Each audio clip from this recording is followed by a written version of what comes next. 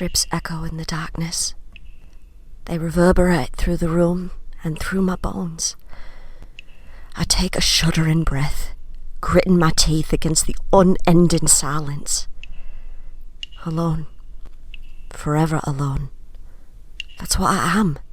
That's what I've always been. The icy floor begins to seep through my clothes and into my numb muscles. I take one more breath, but still, nothing happens.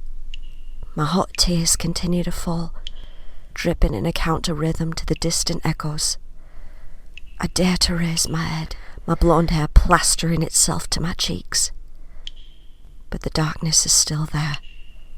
I have nothing. I am nothing.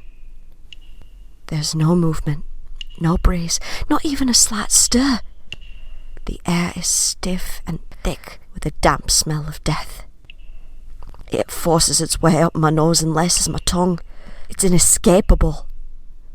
So I just stay in my corner, huddled into myself, and wait for the nightmare to end. But it won't. Part of me knows it never will.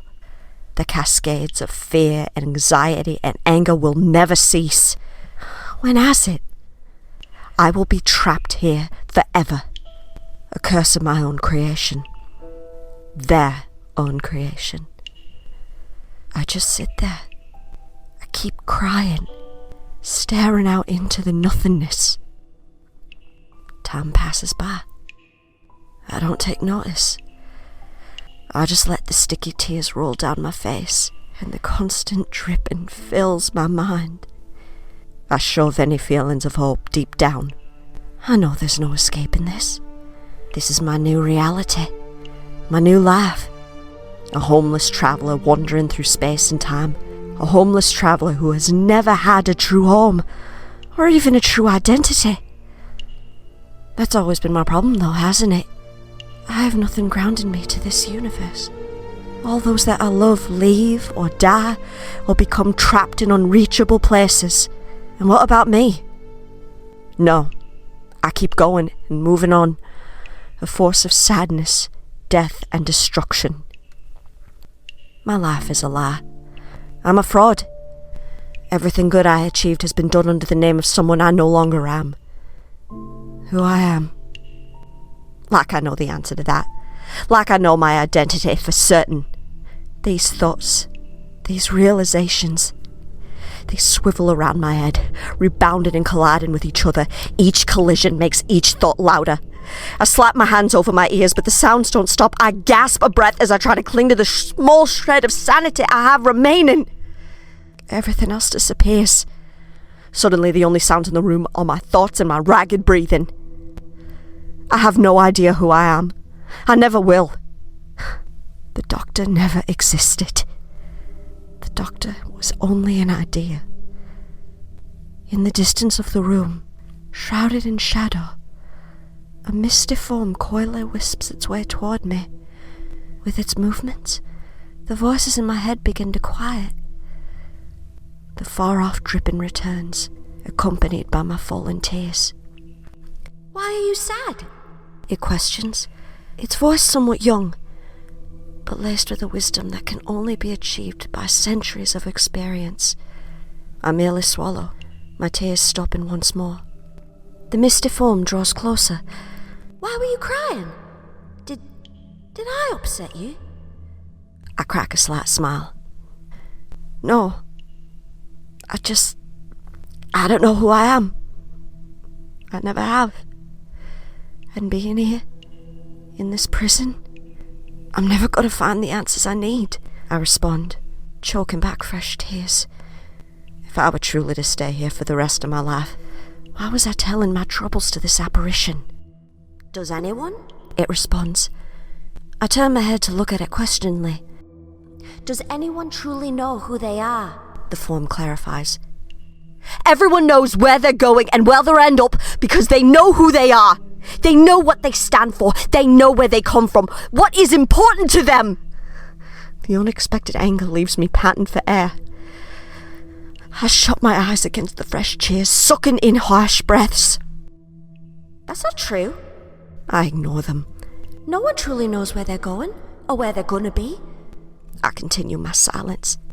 Do you think Adric knew where his laugh would take him? Or Bill, or Clara, or any of your other travellers for that matter? Any of your friends? I stare at the roughly hewn walls as if they could give me a different answer from the truth, but nothing comes. I shake my head slightly.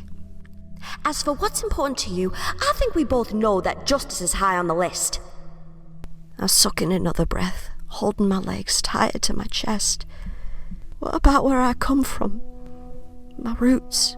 I whisper into the darkness, my voice quivering slightly. We form our own roots with time. I don't have time! I interrupt, my voice bouncing off the rough walls. The wisp shifts slightly. Where we come from does not decide who we are, or how we act, or the choices we make. You know that more than anyone. Stealing a TARDIS to see the universe, a very un-Time Lord thing to do. The form replies, but the words don't soak in. They can't. I swallow quietly. All my efforts were for nothing. The wisp shifts again. Why do you say that? Because what came of my involvement? What came of the civilizations I tried to save, or those who were plagued by alien beings? Are their lives really better off because of me, or did I just ruin it more? I shout, my voice trailing off. I am not who I thought I was, and it changes everything. Fresh tears drip down my cheeks. They follow the same path as many before them, dripping slowly onto the damp stone floor. I screw my eyes shut and take in a few deep breaths, hoping I can stop them in their tracks. But I fail. You can't save everyone. You are not responsible for everyone's happiness. That's not how the world works. The voice responds in a hushed tone. I just give a sad smile. Someone has to be, I say. My tears subsides and the emptiness fills me once again. I've always been the one to bring chaos and destruction. It was always me who interfered when I knew full well that I shouldn't. I always did it under the guise of standing up for the little guy, making sure there was peace and equality across the universe. But now it feels like I've done it under false pretense, under the name that's not my own. What if I thought it was the right thing, only to make things worse? What if the universe is more unstable and chaotic than it would be without me? What are you saying? The voice quivers out. How different would the world be if I never existed? If I was never given another set of regenerations? If my memories were never erased? How different would the world be? How better would the world be? The wisp forms close enough to me that I can feel its warmth. You can't think like that. Why not? I counter, aggression lacing my voice. You don't have complete control of the world or others. You just have to do what you believe in and what is best for yourself. That's all that matters most. You are not at fault for everything that goes wrong. You are not at fault for other people's behavior or mistakes. No matter how dark the darkness feels right now, you have to believe that. I merely shake my head once more. Why does it still hurt? Why does it still feel impossible? I manage to get through my shaking lips. I'm sorry, is all the form says before wisping up to my side and settling in close. But I will be here to help you see the light once more. Always. I just rest my head against the damp wall, close my eyes, and give a weak nod of reply.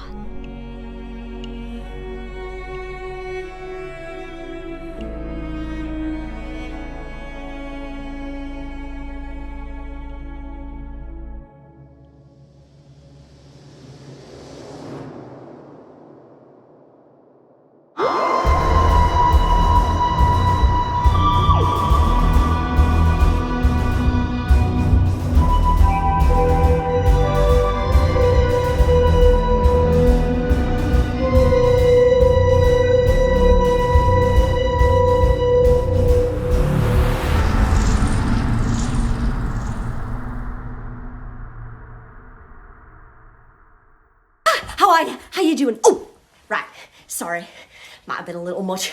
I'm actually on my way to an interplanetary masquerade ball. Well, I say masquerade ball. It's actually more of a peace party. But I wanted to check in on you. Make sure you were doing all right. Everything I was talking about there, I know that couldn't have been easy for some of you to hear because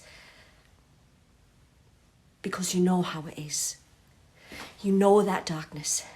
You know that pain, but I promise you, that darkness does not sustain.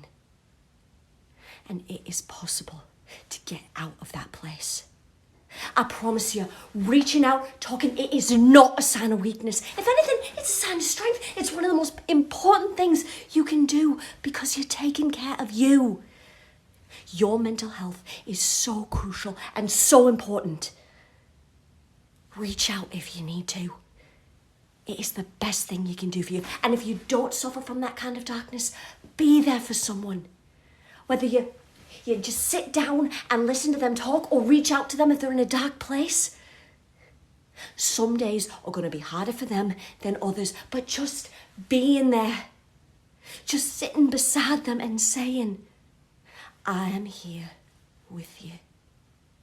I may not know the pain, but I will be there with you until you come back to yourself. You're being a light to them, and it is one of the best things you can do. Well, I better be off. Gotta be there just in case. Don't want intergalactic water breakout. Anyway, have a wonderful International Health Day. And most of all, no matter who you are, take care of you. Because I promise you, you matter, and you are an important part of this universe.